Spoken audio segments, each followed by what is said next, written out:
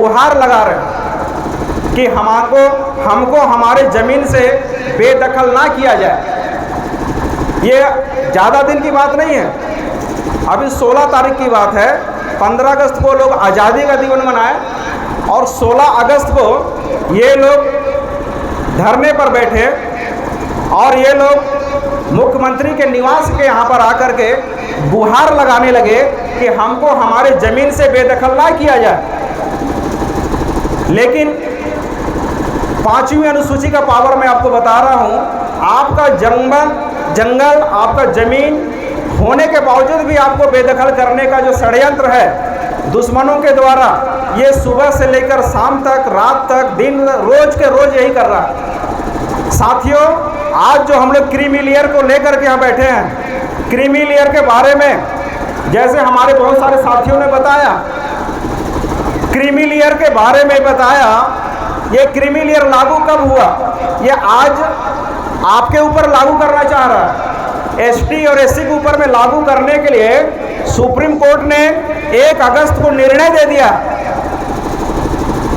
लेकिन ये creamy layer सबसे पहले हमारे जो भाई हैं यहाँ पर हमारे ब्लॉक में, जसपुर जिले में, जिसको हम लोग अन्य पिछड़ा वर्ग बोलते हैं, जिसको हम लोग ओबीसी समाज के बोलते हैं, उनके ऊपर में आरक्षण उनको देने के बारी जब आई तो हमारे शासन प्रशासन में बैठे हुए लोग उनको 27% का आरक्षण दिए आधे लोगों को, और आधे लोगों को बोले कि आपके ऊपर में क्रीमी लेयर लगाया जाता है।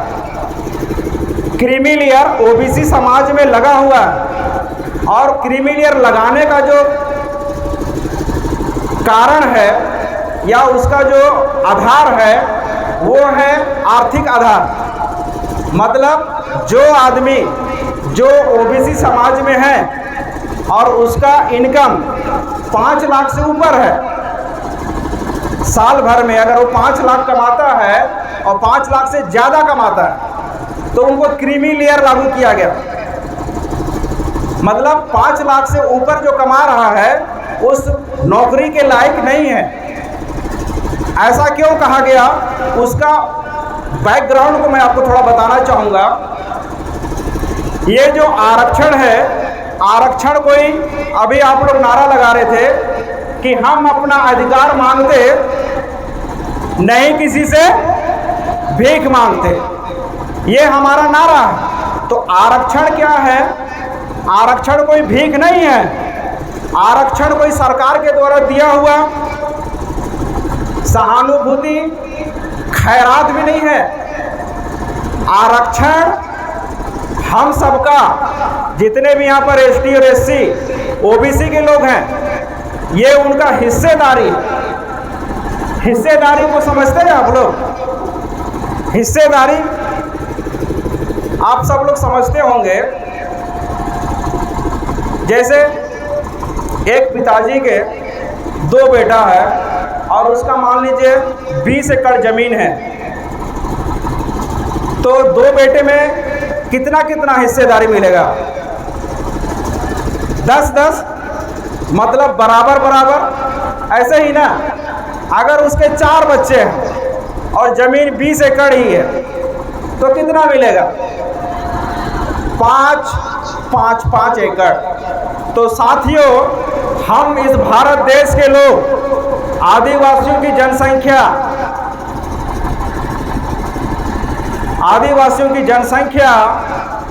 1931 के आधार पर हम लोग की जो जनसंख्या थी 7.5% था। 7.5% मतलब समझते हैं 100 में 7.5 और 1 करोड़ में 7.5 करोड़। आज हमारे भारत देश में 140 करोड़ की जनसंख्या है। 140 करोड़ की जनसंख्या में 7.5% आदिवासियों की अगर गिनती किया जाए तो लगभग 12 करोड़, 11 से 12 करोड़ हमारा जनसंख्या है। और नौकरी की बात किया जाए, आईएएस की नौकरी, आईपीएस की नौकरी, क्लास 1 की, क्लास 2 की, क्लास 3 की, ऐसी अलग अलग जो पोस्ट होता है, आज तक क्लास 1 में 7.5% हमारा आरक्षण कभी पूरा नहीं किया सरकार। आप सबों को मैं बताना चाहूँगा कि हमारे आदिवासियों का 7.5% का आरक्षण आज तक पूरा नहीं हुआ है इन 78 सालों में। क्यों पूरा नहीं हुआ है? आप लोग पढ़े लिखे नहीं हैं क्या? आपके समाज में बुद्धिजीवी नहीं है क्या? आप लोग बताइए, समाज में बुद्धिजीवी लोग नहीं हैं कि पढ़े लिखे नहीं हैं? आज बहुत सारे हमारे समाज में पढ़े लिखे लोग हैं, बहुत सारे लोग बुद्धिजीवी लोग हैं, लेकिन शासन में बैठे हुए लोग, आपके दुश्मन लोग उस 7.5% को पूरा ही नहीं करते। इंटरव्यू में काट दिया जाता है। इंटरव्यू रिटर्न में जो आदमी अच्छा परसेंटेज से पास होता है, रिटर्न लिखित परीक्षा में जो आदमी मेरिट पास होता है, उसको इंटरव्यू में फेल कर दिया जाता है। ऐसी तमाम उदाहरण आप लोगों के बीच में है। और उनको ये कह करके फेल किया जाता है ये योग्य नहीं है, योग्य कैंडिडेट नहीं मिला, ऐसा बोल करके हमारा 7.5% जो आरक्षण है, आज तक कोई भी सरकार, 78 साल हो गया है, कोई भी सरकार आज तक पूरा नहीं कर पाया।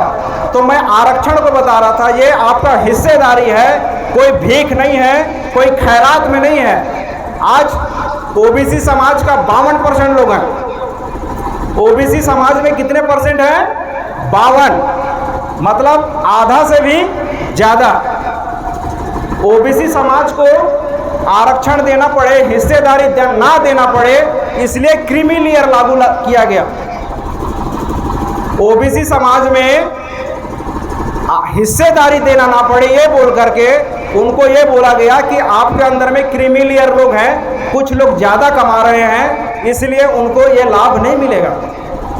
मैं शासन से ये कहना चाहूँगा, शासन प्रशासन से मैं इस बात को कहना चाहूँगा कि ये जो हिस्सेदारी है ये सबों का अधिकार है और उस अधिकार के लिए हमारे सभी लोगों को लड़ना चाहिए।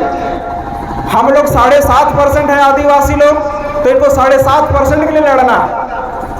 एससी समाज में कितनी जातियां हैं आप लोगों को पता है? यहाँ पर एससी समाज के लोग आए हुए हैं, हमारे कई साथी लोग। आज 1703 जातियां हैं एससी समाज में, 1703 जातियां हैं और उनको 15% का आरक्षण है। आदिवासी से 2 गुना है, उनकी जनसंख्या ज़्यादा है। पूरे भारत की बात बता रहा हूँ, लेकिन आज एससी समाज को भी 15% का आरक्षण नहीं मिला। तो साथियों, ये जो आरक्षण है इसको आरक्षण ना कहा जाए, इसको आप लोग हिस्सेदारी कहिए। आरक्षण बोलने से ऐसा लगता है लोगों को कि कम पढ़े लिखे लोग भी आरक्षण से पा गए, बिना योग्यता के भी कम पढ़े लिखे कोटे में आ गए, ऐसा समझा जाता है। इसलिए आरक्षण को लोग बाग गलत नज़र से देखते हैं। आरक्षण बोलने पर आप लोगों से मैं निवेदन करूंगा कि आप लोग इसको हिस्सेदारी बोलिए। ये हमारा हिस्सेदारी है। हिस्सेदारी कहाँ कहाँ चाहिए आपको? हिस्सेदारी आपको हर जगह चाहिए। न्यायपालिका में भी हिस्सेदारी चाहिए। लोकतंत्र में 4 आधार स्तंभ हैं। जिस तरह से हमारे जनप्रतिनिधि होते हैं, जनप्रतिनिधि में विधायक, सांसद, बीडीसी, डीडीसी, वार्ड पंच, सरपंच, ये सब क्या है? जनप्रतिनिधि है। इन सारे जनप्रतिनिधियों का जो कोटा है वो हिस्सा आपका है और वो चीज़ आपको मांगना चाहिए। तो सिर्फ जनप्रतिनिधि भी नहीं, नौकरी में भी आपको चाहिए 7.5% का। और वही चीज़ आप इनको बताइए, एससी समाज के लोगों को, कि आपको 15% का हिस्सेदारी है। 15% अगर नहीं दे रहा है तो कौन खा रहा है? ओबीसी समाज को बताना पड़ेगा आपको कि आपका 52% का हिस्सेदारी है। अगर आपको 52% नहीं मिल रहा है तो आपका दुश्मन कौन है? आपका हिस्सा को कौन खा रहा है? जब तक आप जागरूक नहीं करेंगे हम लोग, तब तक हम लोग को अलग अलग करके अलग अलग तरह से हमको इसी तरह से हमको परेशान किया जाएगा।